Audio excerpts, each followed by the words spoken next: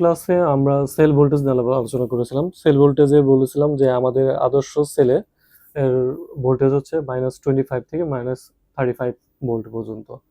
একটা healthy sell মেনটেনের জন্য বা হেলদি সেলের কাজ করার জন্য কিছু আহ, পরিবেশগত উপাদান থাকা জরুরি। আদর্শ টেম্পারেচার, তারপর হচ্ছে খাদ্য প্রাণ, খাদ্য রস, পিএস এবং অক্সিজেন, যেটা হচ্ছে একটা হেলদি সেলের কাজ করার জন্য খুবই জরুরি।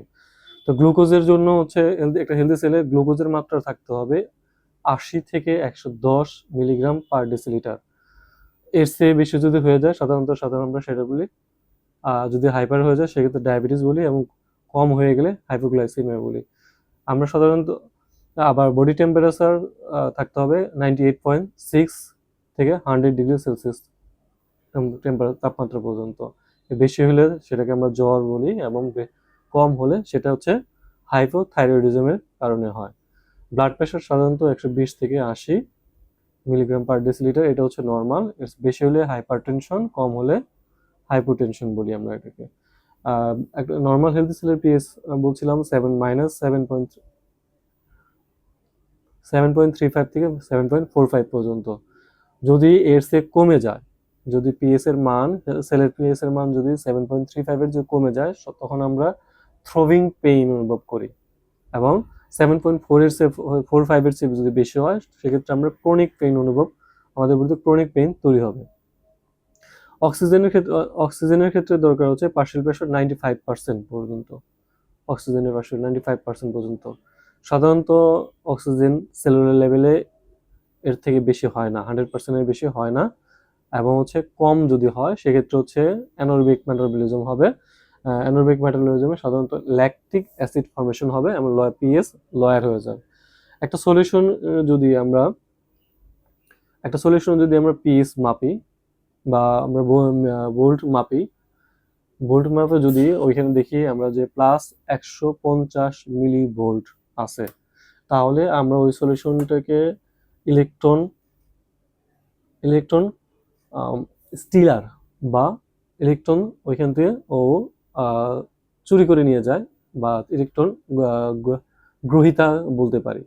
আর যদি কোনো সলিউশন যদি ভোল্টমিটারে 150 মিলি ভোল্ট পাওয়া যায়, -150 মিলি ভোল্ট পাওয়া যায়, সেক্ষেত্রে ওই সলিউশনটাকে ইলেকট্রন ডোনার কিংবা ইলেকট্রন দাতা বলতে পারি। আমাদের রক্তের পিএস এর মান বা আমাদের সেলে যদি কোনো সেলে যদি আপনার -25 টু -35 এর এরকম থাকে, সেটা হচ্ছে ইলেকট্রন ডোনার হবে। ইলেকট্রন ডোনার হলে হেলদি সেলের কার্যক্রম স্থিতি অবস্থায় থাকে। যদি কোনোভাবে এই পিএস এর মান বা ভোল্টমিটারে সেলের মানটা যদি পজিটিভ দেখায়, সেক্ষেত্রে হচ্ছে সেলটা আর হেলদি থাকে না, সেলটা আনহেলদি হয়ে যায়। সেক্ষেত্রে ইলেকট্রন দান করার চেয়ে সে ইলেকট্রন গ্রহণ করবে। ইলেকট্রন স্টিলার মানে ইলেকট্রন যে নিবে বা যে গ্রহণ করবে। যদি কোন সেল ইলেকট্রন গ্রহণ পর্যায়ে থাকে, তার পিএস সাধারণত 0 to 6.9 পর্যন্ত থাকে। আর এটা হচ্ছে অ্যাসিডিক পর্যায়। এই পর্যায়ে সেলে ফ্রি রেডিক্যালসের পরিমাণ বেশি থাকে, পজিটিভ পোল থাকবে, সেলটা ডিস্ট্রাকটিভ হবে, অর্থাৎ মারা যাওয়ার পর্যায়ে থাকবে, এবং এর অ্যাটমিক লেভেল হবে, স্পিন হবে লেফট দিকে। আর যদি এটা পজিটিভ থাকে সেক্ষেত্রে হচ্ছে হেলদি থাকবো, কাজ করতে পারবে। পিএস এর মান 7.1 থেকে 1.4 পর্যন্ত থাকবে। এটা অ্যালকালাইন বেস থাকবে। ফ্রি রেডিক্যালসের পরিবর্তে অ্যান্টিঅক্সিডেন্ট থাকবে, পজিটিভ পোলের পরিবর্তে নেগেটিভ পোল থাকবে, এবং এটা কনস্ট্রাকটিভ, নতুন সেল গঠনের করার জন্য উপযোগী হবে, এবং অ্যাটমিক লেভেলে স্পিন হবে রাইট দিক দিয়ে। আমরা জানি সাধারণত সমস্ত রোগ হয় সাধারণত সেলের অ্যাসিডিক পর্যায়ে হওয়ার কারণ হচ্ছে যে ভোল্টেজ কমে যাওয়া বা ভোল্টেজ হারানোর কারণে। আরেকটা কথা প্রচলিত আছে, অ্যালকালাইজ অর ডাই। এটার মানে হচ্ছে কি, যে you must have electrons available to do work or you will your cells will die. এর মানে হচ্ছে যখন অ্যালকালাইন পর্যায়ে থাকবে তখন হচ্ছে ইলেকট্রন দান করার মতো ক্ষমতা থাকবে, আর যখনই হচ্ছে ডাই হবে মানে কি, এটা অ্যাসিডিক পর্যায়ে গেলেই ডাই হয়ে যাবে। ফ্রি রেডিকলস গুলো, মলিকুল গুলো সাধারণত ইলেকট্রন মিসিং অবস্থায় থাকে। এটা হচ্ছে অনেকটা হচ্ছে ফ্রি রেডিকল, সেলে যদি ফ্রি রেডিকল থাকে এটাকে অনেকটা আমরা ছিনতাইকারীর মতো তুলনা করতে পারি। ছিনতাইকারীরা যেমন হচ্ছে রাস্তাঘাটে ঘুরে আর হচ্ছে যার সম্পদ বেশি থাকে তারই কাছ থেকে জোর করে আর নিয়ে যায় আপনার সম্পদগুলা। ফ্রি রেডিকলস গুলাও ঠিক এরকম, এরা হচ্ছে ইলেকট্রন স্টিলার, মানে ইলেকট্রন সেল থেকে চুরি করে নিয়ে যাবে বা জোর করে নিয়ে যাবে। তো এই কোনো সেলে যদি ফ্রি রেডিকলস এর পরিমাণ বেড়ে যায় সেক্ষেত্রে হচ্ছে সেল থেকে ও হচ্ছে ইলেকট্রনটা চুরি করে নিয়ে যাবে এবং সেলটা মারা যাবে ফ্রি রেডিকলস এর থাকার কারণে। আর অ্যান্টিঅক্সিডেন্টটা ঠিক এর বিপরীত হিসেবে কাজ করে। অ্যান্টিঅক্সিডেন্টটা হচ্ছে ফ্রি রেডিকলের বিপরীত হিসেবে কাজ করে। এটা হচ্ছে ইলেকট্রন হচ্ছে দাতা, দান করে। সেলে হচ্ছে যদি -7.35 থেকে 7.45 এর -25 থেকে -35 মিলিভোল্ট থাকে, সেক্ষেত্রে যদি ওইখানে অ্যান্টিঅক্সিডেন্ট থাকে, অ্যান্টিঅক্সিডেন্ট থাকলে এই চার্জ, হেলদি সেলের যে চার্জ বা এটা বেড়ে যায়, বেড়ে গেলে হচ্ছে নতুন সেল গঠন করতে সহায়তা করে। একটা নতুন সেল গঠন করার তো সাধারণত সেলের চার্জ, তার পার্শ্ববর্তী চার্জ, সেলের চার্জ লাগে -50 মিলিভোল্ট পর্যন্ত।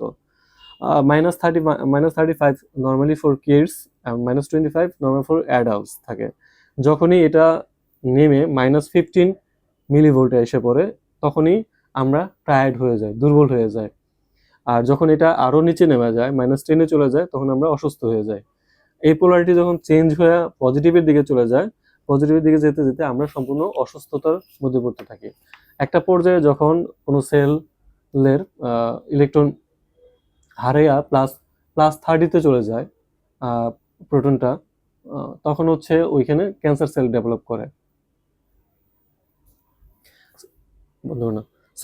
সেলিভারি আর ইউরিনারি, সেলিভারি আর হচ্ছে ইউরিনের পিএইচ সাধারণত 0.8 ইউনিট থাকে, যেটা হচ্ছে আমাদের সেলিভা এবং ইউরিনের জন্য নর্মাল। যদি এর থেকে এটার সাথে 6.5 অ্যাড করা হয় পিএইচ মান, তাহলে হচ্ছে সেটা আসবে 7.3, যেটা হচ্ছে -20 মিলিভোল্টের সমান। এখন ধরি যে আমরা যে নতুন আঘাত পাই, যে আমরা আঘাত পাওয়ার পরে ওইখানে সেলটার ডিস্ট্রাকশন হয়। একটা আঘাত পাওয়ার পরে যে কোনো একটা সেল ডিস্ট্রাকশন হয়। ডিস্ট্রাকশন হইলে ওইখানে পাশে নতুন সেল গঠন করার জন্য পার্শ্ববর্তী সেলের ভোল্টেজটা বেড়ে যাবে, বা ওইখানে ধীরে ধীরে হচ্ছে ভোল্টেজ বাড়তে বাড়তে -50 মিলিভোল্ট যখন হবে তখন নতুন সেল গঠন করার উপযোগী হয়ে যাবে।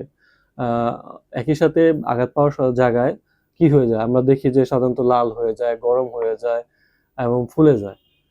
এটা হচ্ছে ফুলে যাওয়া, লাল হয়ে যাওয়া, গরম হয়ে যাওয়ার কারণ হচ্ছে আঘাত পাওয়ার ফলে আমাদের ওইখানে ব্লাড ভেসেলগুলো ডায়ালেশন হয়ে যায়। ডায়ালেশন মানে ওইখানে রক্ত চলাচল বেড়ে যায়। ডায়ালেশন না মানে প্রসারিত হয়ে যায়। প্রসারিত যখন হয়ে যায় রক্ত চলাচল বেড়ে যায়।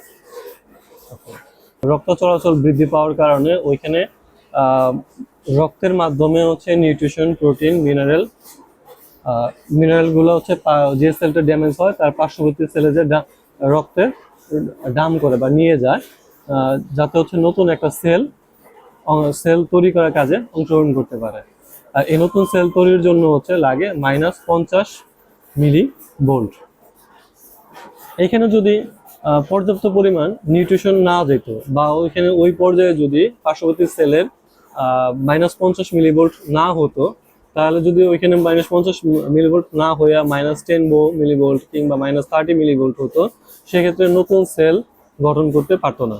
যদি নতুন সেল না গঠন করতে পারতো সেটা ওইটাই হচ্ছে ওই সেলটা ওইখানে নতুন করে রিপায়ারও হতো না, পেইনটাও রিমুভ হতো না, হিলিং হতো না, সেলের হিলিং হতো না। হিলিং না হলে এইটাই আস্তে আস্তে ক্রনিক স্টেজে, ক্রনিক পেইনে চলে যেত। পেইন আমরা সবসময় অনুভব করতাম। তাহলে আমরা কি বলতে পারি যে ক্রনিক ডিজিজ থাকা অবস্থায় বা হচ্ছে ক্রনিক পেইন থাকা অবস্থায় আমাদের সেলুলার লেভেলের ভোল্টেজ সব সময় হচ্ছে কম থাকবে। কম থাকার কারণে আমাদের নতুন সেল গ্রো হতে পারে না, এবং নতুন সেল গ্রো না হওয়ার কারণে হিলিং হতে পারে না, হিলিং না হওয়ার কারণে আমাদের পেইনও চলে যায় না, পেইন থেকে যায়। তাহলে হচ্ছে সবচেয়ে ক্রনিক পেইন দূর করার প্রথম পদক্ষেপটা নিতে হবে কি, যে সেলুলার ভোল্টেজটা আমাদের স্টেবল করতে হবে। সেলুলার ভোল্টেজটা স্টেবল করার উপায় হচ্ছে কি, যে ফ্রি ইলেকট্রন নেওয়া, ফ্রি রেডিকলস না, শরীরের কি ইলেকট্রনটা বাড়িয়ে দেওয়া। ইলেকট্রন বাড়িয়ে দেওয়ার জন্য হচ্ছে কি পর্যাপ্ত পরিমাণ অ্যান্টিঅক্সিডেন্ট সমৃদ্ধ খাবার খেতে হবে, যা সেলুলার ভোল্টেজ বৃদ্ধি করবে।